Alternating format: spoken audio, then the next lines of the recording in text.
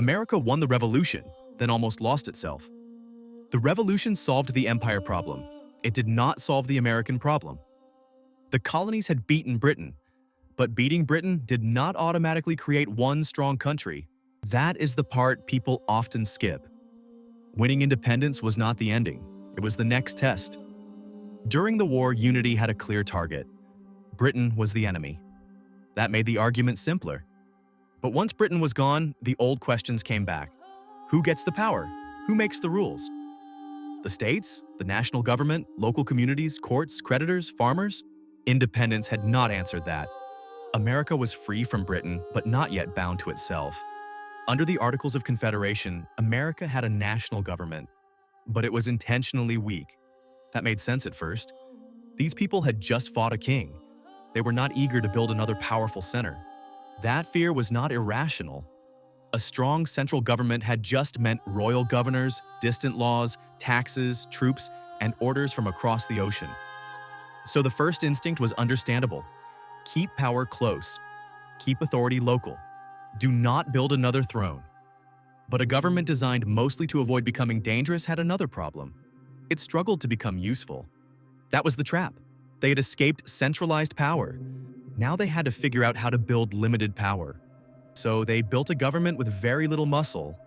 It could ask the states for money, but it could not really force them to pay. It could make promises, but it struggled to keep them. It could speak for the nation, but the nation barely acted like one. And this created a problem bigger than paperwork. The war was over, but the bills were just arriving. During war, people can delay the hard questions. They can borrow. They can promise. They can hope victory will make everything easier. But peace does not erase the cost of war. Peace sends the bill. The soldier came home. The farmer came home. The tax collector came too. That is when victory started to feel less like an ending and more like a test. Soldiers came home unpaid. Farmers came home to debt. States raised taxes to survive. Courts demanded payment. Creditors wanted what they were owed. And ordinary people started to feel squeezed by the very system they had helped create. Some veterans began asking a dangerous question. Did we fight a revolution just to get crushed by our own government? That question exploded in Massachusetts, and it became known as Shays Rebellion. Shays Rebellion was not just a random riot, it was a warning flare. Veterans who had fought for liberty now felt trapped by debt, taxes, and courts. So they shut down courts to stop foreclosures. These were not cartoon rebels. Many were men who had risked their lives for the revolution. They had heard the language of liberty. Now they were watching courts take farms from men who had fought for it. That did not make rebellion safe, but it made the fear real. The revolution had taught Americans to resist power. Now they had to learn how to govern resistance. To them, this felt like survival. To others, it looked like the revolution was starting to eat itself. That was the scary part. Both sides could claim the language of liberty. One side feared tyranny from above, the other feared chaos from below. And suddenly, America had a problem Britain could not be blamed for. This was America arguing with itself. The old colonial worlds had not disappeared. They had simply moved into the same new country. New England still cared about moral order and local self-rule. Virginia still cared about land, rank, and local power. Pennsylvania still carried the weight of conscience and restraint.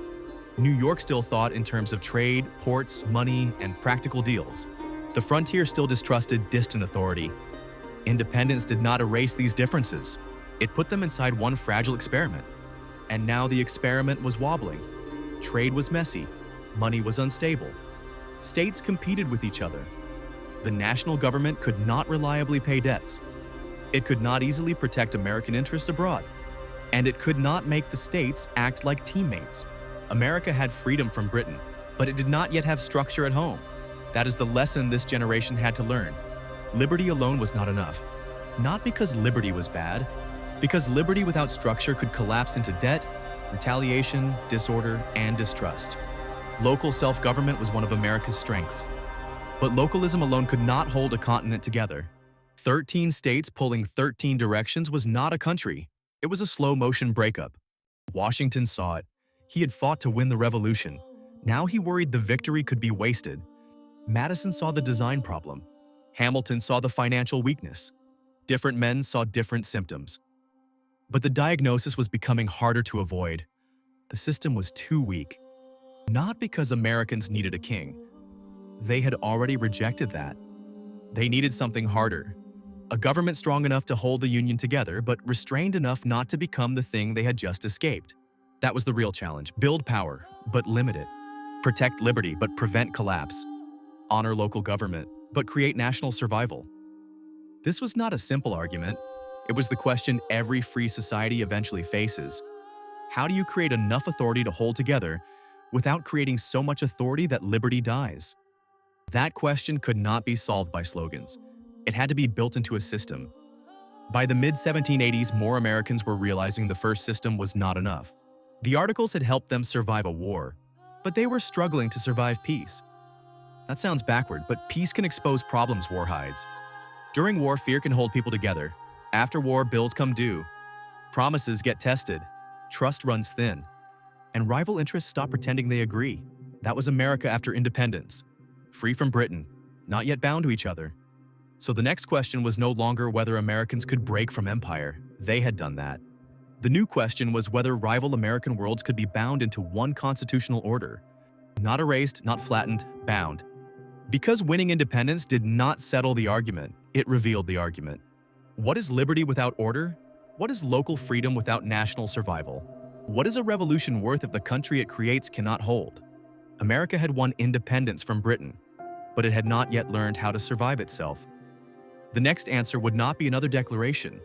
It would be a framework, a structure, a compromise, a way to hold rival worlds together. In this series, we have called it a peace treaty among rival American worlds. That peace treaty would be called the Constitution. For the fight for liberty never ends. It only changes hands. The rebirth begins with you.